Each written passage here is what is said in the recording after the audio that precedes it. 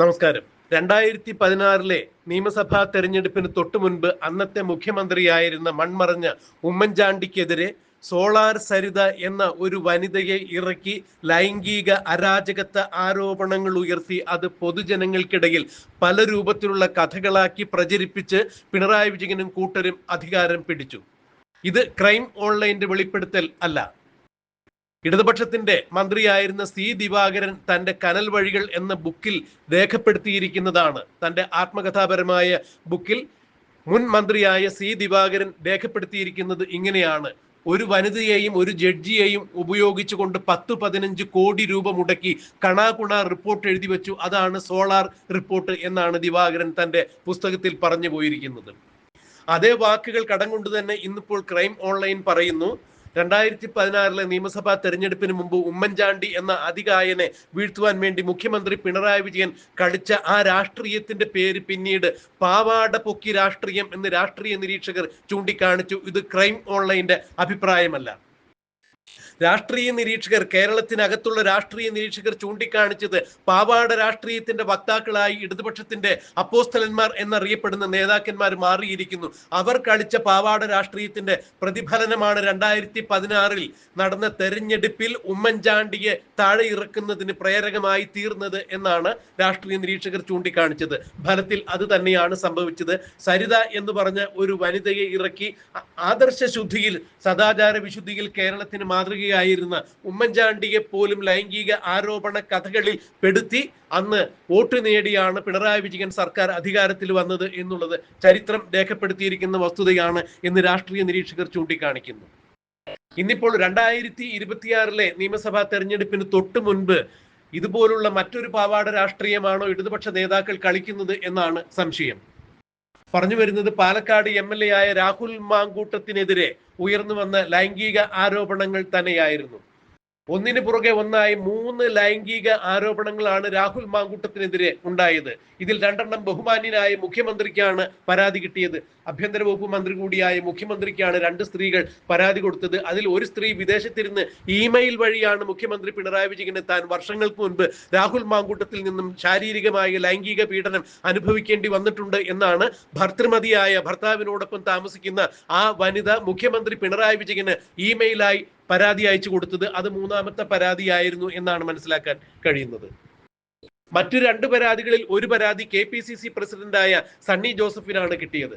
സാധാരണഗതിയിൽ നമ്മുടെ നാട്ടിൽ ആർക്കെങ്കിലും എന്തെങ്കിലും പരാതി ഉണ്ടെങ്കിൽ അത് ലൈംഗിക പീഡനമാകട്ടെ, അല്ലെങ്കിൽ കൊലപാതകമാകട്ടെ, കളവ് കേസാവട്ടെ, എന്ത് തന്നെ കേസുകളായാലും അത്തരം കേസുകൾ പരിഹരിക്കുന്നതിനും പരാതി കൊടുക്കുന്നതിനുമാണ് പോലീസ് സ്റ്റേഷനുകൾ സ്ഥാപിച്ചിരിക്കുന്നത്.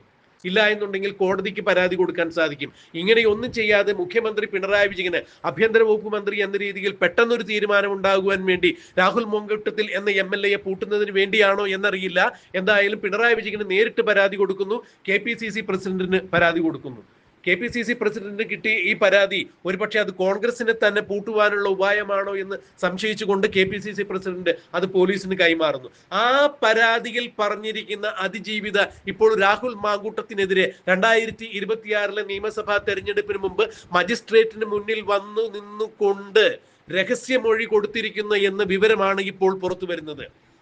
പ്രത്യേകം ബഹുമാനപ്പെട്ട പ്രേക്ഷകർ ശ്രദ്ധിക്കണം, ഈ 3 കേസുകളിലും രാഹുൽ മാങ്കൂട്ടത്തിൽ കോടതിയിൽ നിന്നും ജാമ്യത്തിൽ ഇറങ്ങി നടക്കുകയാണ്. കോടതി ജാമ്യം കൊടുത്ത രാഹുൽ മാങ്കൂട്ടത്തിനെതിരെ വീണ്ടും ലൈംഗിക ആരോപണത്തിന്റെ ആ ഒരു പരാതിയുമായി ഈ സ്ത്രീ മുന്നോട്ടേക്ക് വരുമ്പോൾ, അതായത് അതിജീവിത എന്ന് വിളിച്ചവർ ഇപ്പോൾ പരാതിക്കാരിയായി തന്നെ മാറിയിരിക്കുന്നു. ആ പരാതിക്കാരി പറഞ്ഞിരിക്കുന്നത് മജിസ്ട്രേറ്റിന് കൊടുത്തിരിക്കുന്ന രഹസ്യമൊഴിയിൽ രാഹുൽ മാങ്കൂട്ടത്തിൽ തന്നെ അതിക്രൂരമായി 2 തവണ പീഡിപ്പിച്ചു എന്നാണ് പറയുന്നത്. ഒരു തവണ പീഡിപ്പിച്ചു മനസ്സിലാക്കാൻ സാധിക്കും. അവരെ ഏതെങ്കിലും വിധത്തിൽ പറഞ്ഞ് മയക്കി രാഹുൽ മാങ്കൂട്ടത്തിൽ ഏതെങ്കിലും താവളത്തിൽ കൊണ്ടുപോയി അവരെ പീഡിപ്പിച്ചിട്ടുണ്ടെങ്കിൽ അക്ഷന്തവ്യമായ തെറ്റ് തന്നെയാണ്. ഒരു പൊതുപ്രവർത്തകൻ, ഒരു സാധാരണക്കാരൻ ഒരു സ്ത്രീയോടും അങ്ങനെ പെരുമാറാൻ പാടില്ല. ഞങ്ങൾ അതിനോട് അനുകൂലിക്കുന്നു, എതിർക്കുകയും ചെയ്യുന്നു. എന്നാൽ രാഹുൽ മാങ്കൂട്ടത്തിൽ വീണ്ടും അവരെ പീഡിപ്പിച്ചു എന്ന് പറഞ്ഞപ്പോൾ, രണ്ടാമത് നടന്നതും പീഡനമാണ്, ആദ്യം നടന്നത് പീഡനമാണെന്ന് പറയുമ്പോൾ എങ്ങനെയാണ് ഈ പീഡനങ്ങൾ, ആദ്യം ഒരു പീഡനം സഹിച്ച ഒരു പെൺകുട്ടി വീണ്ടും ഒരു പീഡനത്തിന് നിന്നുകൊടുത്തത് എന്ന് മനസ്സിലാക്കാൻ കഴിയുന്നില്ല. അതോ രണ്ടാമത് പീഡനം നടന്നപ്പോഴാണോ ഇത് പീഡനമാണ് എന്നുള്ളത് മനസ്സിലാക്കിയതും എന്നും മനസ്സിലാക്കാൻ കഴിയുന്നില്ല. എന്ത് തന്നെയായാലും രാഹുൽ മാങ്കൂട്ടത്തിന്റെ ഭാഗത്തു നിന്നും അങ്ങനെ ഒരു തെറ്റുണ്ടായിട്ടുണ്ടെങ്കിൽ തീർച്ചയായും അതിന് ഞങ്ങൾ അനുകൂലിക്കുന്നില്ല. എന്നാൽ 2016 നിയമസഭാ തെരഞ്ഞെടുപ്പിന് തൊട്ടു മുൻപ് ബഹുമാന്യനായ ആദർശധീരനായ സദാചാര വിശുദ്ധിയിൽ കേരളത്തിലെ രാഷ്ട്രീയ നേതാക്കന്മാർക്ക് പോലും മാതൃകയായ ഉമ്മൻചാണ്ടിക്കെതിരെ സരിത എന്ന് പറഞ്ഞ ഒരു വനിതയെ ഇറക്കി ലൈംഗിക അരാജകത്വ ആരോപണങ്ങൾ ഉയർത്തിയ മുഖ്യമന്ത്രി പിണറായി വിജയനും ഇടതുപക്ഷത്തിനും ഇപ്പോൾ ആ ഒരു മാർഗം തന്നെയാണ് 2026 നിയമസഭാ തെരഞ്ഞെടുപ്പ് ജയിക്കുന്നതിന് വേണ്ടി കണ്ടെത്തിയിരിക്കുന്നത് എന്നുള്ള സംശയമാണ് കേരളത്തിലെ ആബാലവൃദ്ധ ജനങ്ങളും ഇപ്പോൾ രാഹുൽ മാങ്കൂട്ടത്തിനെതിരെ ഈ അതിജീവിത രഹസ്യമൊഴി നൽകിയിരിക്കുന്നു എന്നുള്ള വാർത്ത പുറത്തു വന്നപ്പോൾ സംശയമായി പ്രകടിപ്പിക്കുന്നത്. ഇത് തന്നെയാണ് സാമൂഹ്യ മാധ്യമങ്ങളിൽ വന്നുകൊണ്ടിരിക്കുന്നത്. അതെന്ത് തന്നെയായാലും ശബരിമല സ്വർണ്ണക്കൊള്ള കേസിലും ശബരിമല സ്ത്രീ പ്രവേശ കേസിലും വെട്ടിലായിരിക്കുന്ന മുഖ്യമന്ത്രി പിണറായി വിജയനും ഇടതുപക്ഷവും പിടിച്ചു നിൽക്കുന്നതിന് വേണ്ടിയാണോ ഇപ്പോൾ ഇത്തരത്തിൽ ഒരു കേസ് വീണ്ടും കോടതിയിൽ എത്തിയിരിക്കുന്നത്, രഹസ്യമൊഴി അതിജീവിതയെ കൊണ്ട് നൽകിച്ചിരിക്കുന്നത് എന്നുള്ള ചില സംശയമാണ് സാമൂഹ്യ മാധ്യമങ്ങളിലടക്കം ജനങ്ങൾ പങ്കുവെച്ചുകൊണ്ടിരിക്കുന്നത്. 2026 നിയമസഭാ തെരഞ്ഞെടുപ്പിനെ നേരിടുന്നതിന് വേണ്ടി വീണ്ടും ഒരു പാവാട പൊക്കി രാഷ്ട്രീയത്തിനാണോ ഇടതുപക്ഷം മുതിരുന്നത് എന്നുള്ള സംശയമാണ് ഇപ്പോൾ സാമൂഹ്യ മാധ്യമങ്ങളിലൂടെ ജനങ്ങൾ പങ്കുവെച്ചുകൊണ്ടിരിക്കുന്നത്. അതിന്റെ പ്രതിഫലനമാണോ ഇപ്പോൾ രാഹുൽ മാങ്കൂട്ടത്തിനെതിരെ മജിസ്ട്രേറ്റിന് മുന്നിൽ ഈ പരാതിക്കാരി ഇപ്പോൾ രഹസ്യമൊഴി കൊടുത്തിരിക്കുന്നത്, 2 വട്ടം രാഹുൽ മാങ്കൂട്ടത്തിൽ തന്നെ പീഡിപ്പിച്ചു എന്നുള്ള രഹസ്യമൊഴി കൊടുത്തിരിക്കുന്നത് എന്നുള്ള സംശയം തന്നെയാണ് ജനങ്ങൾ ഇപ്പോൾ സാമൂഹ്യ മാധ്യമങ്ങളിൽ രാഹുൽ മാങ്കൂട്ടത്തിനെ അനുകൂലിച്ചുകൊണ്ട് പങ്കുവെക്കുന്നത്. എന്തുകൊണ്ടാണ് ഈ പരാതിക്കാരി ഇതുവരെയും പരാതി നൽകാതിരുന്നത് എന്നുള്ളൊരു ചോദ്യത്തിന് തന്റെ ജീവന് തന്നെ ഭീഷണി ഉണ്ടാകുന്ന തരത്തിൽ തനിക്കെതിരെ സൈബർ ആക്രമണങ്ങൾ നടന്നിട്ടുണ്ടായിരുന്നു. അതുകൊണ്ടാണ് ഇത്രയും നാളും പരാതി നൽകാതിരുന്നത് എന്നൊരു വിശദീകരണം കൂടി ഇവരുടെ ഭാഗത്തു നിന്ന് ഉണ്ടായിരിക്കുന്നു എന്നാണ് മനസ്സിലാക്കാൻ കഴിയുന്നത്. അതെന്ത് തന്നെയായാലും ഒരു കാര്യം ക്രൈം ഓൺലൈൻ വ്യക്തമാക്കുന്നു, രാഹുൽ മാങ്കൂട്ടത്തിൽ എന്നല്ല ഒരു പൊതുപ്രവർത്തകനും ഒരു സാധാരണ മനുഷ്യനും ഒരു സ്ത്രീക്കും ഒരു പെൺകുട്ടിക്ക് എതിരെയും ഒരു തരത്തിലുള്ള പീഡനവും ശാരീരികമോ മാനസികമായോ പീഡനം ഏൽപ്പിക്കാൻ പാടില്ല എന്ന് തന്നെയാണ് പറയുന്നത്. എന്നാൽ പെൺകുട്ടികൾ സ്ത്രീകൾ ആണ് എന്നുള്ള ഒരു നിയമത്തിന്റെ പരിരക്ഷ ഞങ്ങൾക്ക് കിട്ടും എന്ന് മനസ്സിലാക്കിക്കൊണ്ട് ഏതെങ്കിലും മാധ്യമങ്ങളെയോ മാധ്യമ പ്രവർത്തകരെയോ കൂട്ടുപിടിച്ചുകൊണ്ട് ഏതെങ്കിലും ആളുകൾ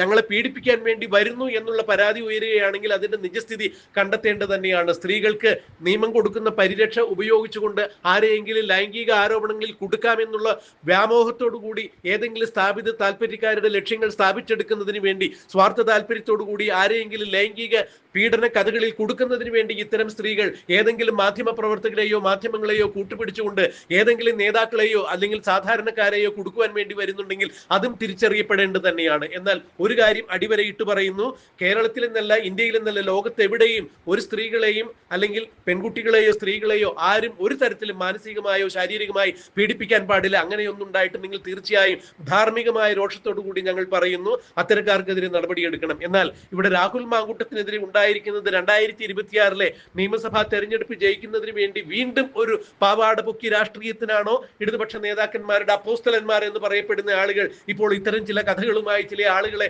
ഇറക്കി വിട്ടിരിക്കുന്നത് എന്നൊരു സംശയമാണ് സാമൂഹ്യ മാധ്യമങ്ങളിൽ ഇപ്പോൾ ജനങ്ങൾ പങ്കുവയ്ക്കുന്നത്. ഉമ്മൻചാണ്ടിയുടെ അനുഭവം നോക്കുമ്പോൾ രാഹുൽ മാങ്കൂട്ടത്തിനെതിരെ ഉണ്ടായിരിക്കുന്ന ഇത്തരം പരാതികൾ വസ്തുതാപരമായി പരിശോധിക്കപ്പെടട്ടെ, കോടതി കൃത്യമായ രീതിയിൽ അത് കണ്ടെത്തട്ടെ. ഒരു കാരണവശാലും കുറ്റവാളികൾ രക്ഷപ്പെടാൻ പാടില്ല. എന്നാൽ കുറ്റം ചെയ്തിട്ടില്ലാത്ത ആളുകളെ ക്രൂശിക്കുവാനും കോടതി വിധികൾ അനന്തമായി നീണ്ടുപോകാതിരിക്കാനും ഇടവരട്ടെ എന്ന് മാത്രം പറഞ്ഞുകൊണ്ട് നിർത്തട്ടെ. നന്ദി, നമസ്കാരം.